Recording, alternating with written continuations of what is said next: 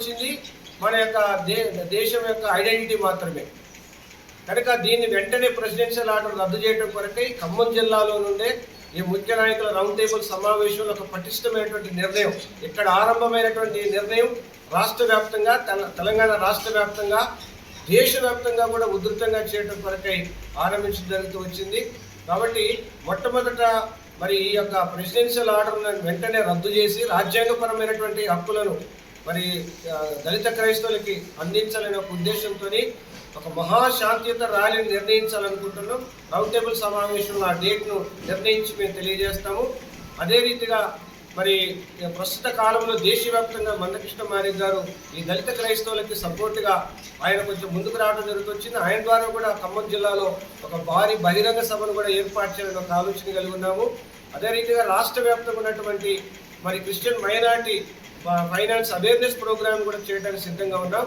ముఖ్యంగా ఈ రోజున ఈ ప్రెస్ మీట్ ద్వారా భారతదేశానికి తెలంగాణ రాష్ట్ర ప్రభుత్వాలకి ఖమ్మం జిల్లా వ్యాప్తంగా నాయకుల తరఫున రౌండ్ టేబుల్ సమావేశాలు మేము తెలియజేసింది ఏదంటే, మతం అనేది అది వ్యక్తిగతమైనటువంటి అభిప్రాయం మాత్రమే. నా అభిప్రాయాన్ని ఉదయం ఒక రకంగా మార్చుకుంటాను. ఉదయం నేను క్రిస్టియన్గా ఉండాలనుకుంటున్నాను, మధ్యాహ్నం హిందూగా ఉండాలనుకుంటున్నాను, సాయంత్రం ముస్లింగా అవుతాను. ఇది నా వ్యక్తిగత అభిప్రాయం. నా వ్యక్తిగత అభిప్రాయాన్ని మీరు మార్చడానికి రాజ్యాంగపరంగా చట్టపరంగా మీరు మార్చాలని అనుకోవటం అనేది అది సహేతుకం కాదని నేను మీడియా సమావేశం ద్వారా తెలియజేస్తా ఉన్నాను. ఇది నా వ్యక్తిగత అభిప్రాయం. నా కులం పుట్టుకతో వచ్చింది, నా దేశం యొక్క ఐడెంటిటీ నాకు పుట్టుకతో వచ్చింది, కానీ మతం పుట్టుకతో రాదు. దీన్ని మీరు గ్రహించాలని కోరుకుంటా ఉన్నాం. అదే రీతిగా బాలకృష్ణన్ కమిషన్ నడుస్తూ ఉంది.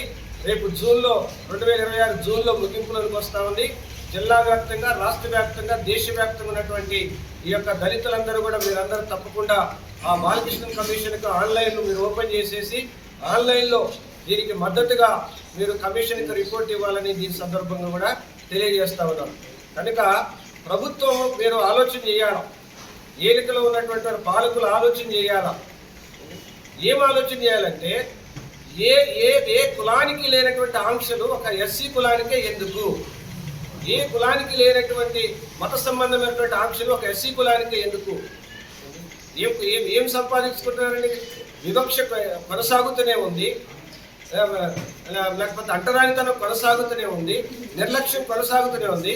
అయినా కూడా ఎస్సీ వాళ్ళు యేసు ప్రభువుని నమ్ముకుంటే రాత్రే గొప్పోళ్ళు అయిపోయినట్టు, రాత్రికి కోటీశ్వరులు అయినట్టు ఈ ప్రభుత్వాలు, లేకపోతే మతపరమైనటువంటి వాళ్ళు, లేకపోతే కొంతమంది రాజకీయ నాయకులు, కొంతమంది సోషల్ మీడియా వాళ్ళు చాలా